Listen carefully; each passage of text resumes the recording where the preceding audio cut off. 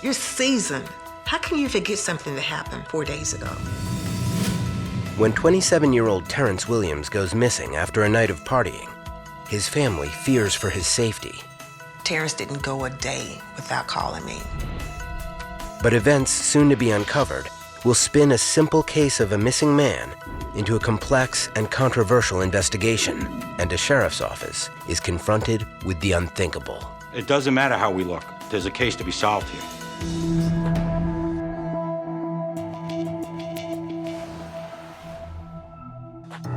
27-year-old Terence Williams has just started a new job at a Pizza Hut in Bonita Springs, Florida. He found a job in construction, and later on he decided to work a little bit harder, so he found a second job at Pizza Hut in Bonita Springs, Florida. On Sunday, January 11th, the Naples resident takes his newly bought vintage Cadillac to an after-work employee party, even though he does not have a license to drive. His roommate tried to call everybody that he knew trying to find him.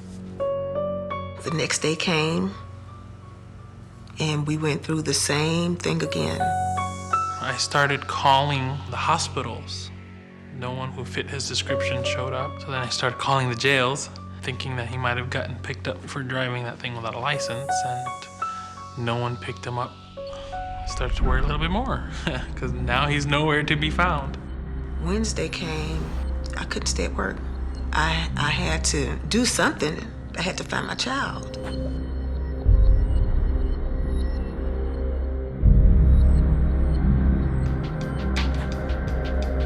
The Williams family started contacting our dispatcher's office around January 15th of 2004.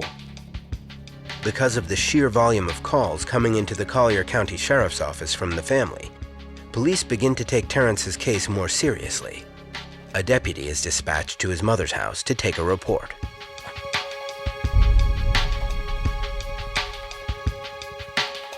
She said, "We found the car."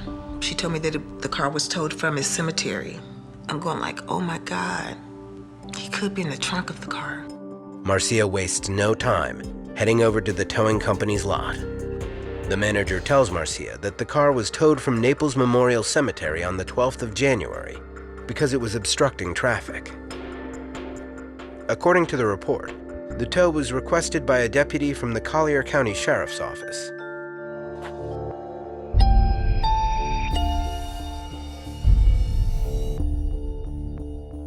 The car was pulled up to obstruct traffic, and the keys were found on the ground outside of the car. That's my understanding. The more Terence's family hears, the less the scenario makes sense. Now, knowing Terence was taken away by an officer and that he was driving on expired tags without a license, insurance, or registration, they question why the deputy did not arrest him. Since no one in the dispatch can find any information on Terence, a supervisor eventually calls Deputy Calkins directly to get to the bottom of the mystery. Steve? Yeah? I hate to bother you home on your day off, but this woman's been bothering us all day. You towed a car from Vanderbilt to 111th Monday, a Cadillac. Do you remember it? No. He had no memory of this contact. You're a seasoned veteran. You're seasoned. How can you forget something that happened 4 days ago?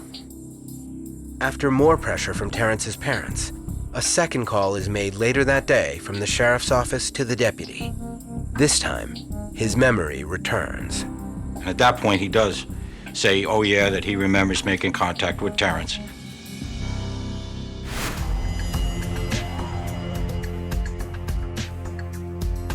"4 days after Terence Williams is last seen leaving a party, witnesses at the cemetery remember seeing a white Cadillac getting pulled over by a patrol deputy.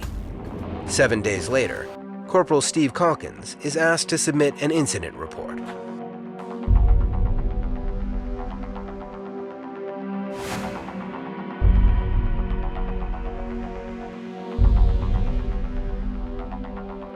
So I became more suspicious when it didn't seem as if he was helping at all. So I said, enough of this. I filed a complaint. But there is more. The case has the sheriff's office particularly unnerved for another reason. It is eerily similar to a complaint filed against the same deputy just 3 months earlier, also in connection with a missing man in North Naples.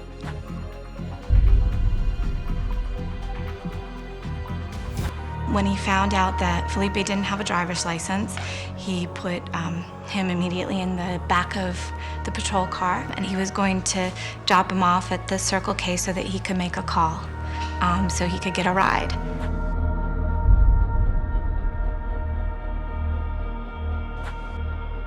The criminal investigations into both missing men share the same starting point: Deputy Calkins. On February 12th, 1 month after Terence went missing, Internal Affairs asks Steve Calkins to come in for a taped interview. Feeling satisfied with his answers, investigators then issue Deputy Calkins a polygraph, and he passes.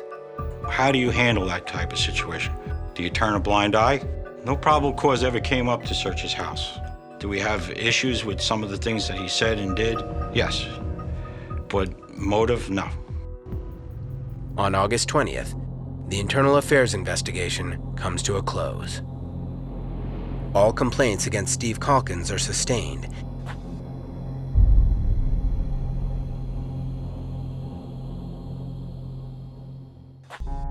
Coincidence or not, Stephen Calkins remains on investigators' radar. We don't pick our persons of interest. The facts bring us to a person of interest. And every time you look at this case, the facts bring us back to Stephen Calkins.